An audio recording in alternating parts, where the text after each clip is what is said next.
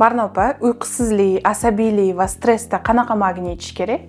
Bunda magniy glitsinatni bitta kapsuladan bir mahal uxlashdan oldin ichasiz. Magniy glitsinat ayniqsa uyqusizlik, doimiy asabiy stressda yuradigan insonlarga juda zo'r to'g'ri keladi. Ich qotishi, qabziyatdachi qaysinisi ichiladi? Magniy sitratni ikkita tabletkadan bir mahal uxlashdan oldin ichiladi. Magniy sitrat ham asabga ham sitrat formasi spazmni olib ichi yaxshi kelishiga zo'r yordam beradi. Charchoq, bosh og'rig'i va mushaklardagi og'rig'igachi? Bunga magniy malatni bitta tabletkadan bir mahal uxlashdan oldin ichilsa, mushak og'ruvlari, bosh og'ruvlari hammasi yo'qoladi. Qon bosimi ko'tarilishi va yurak tez urishi muammosidachi?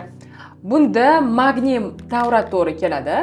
Ayniqsa kimda davleniya ko'tariladigan bo'lsa, taxikardiya, yurak tez urib ketadigan bo'lsa ham, magniy tavrati uzoq vaqt davomida, demak, ikkita tabletkadan bir mahal ichib yuriladigan bo'lsa, natija albatta bo'ladi.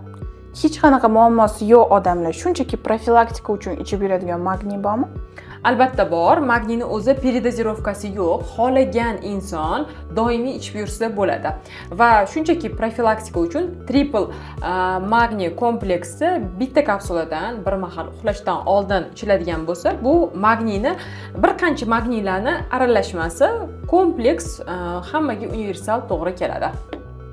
Magniyni formalari juda ham ko'p. Aynan sizga to'g'ri keladigan magniyni formasini aytib o'tdim va o'zim ichadigan va sizga ham tavsiya qiladiganim bu Svenson brendi.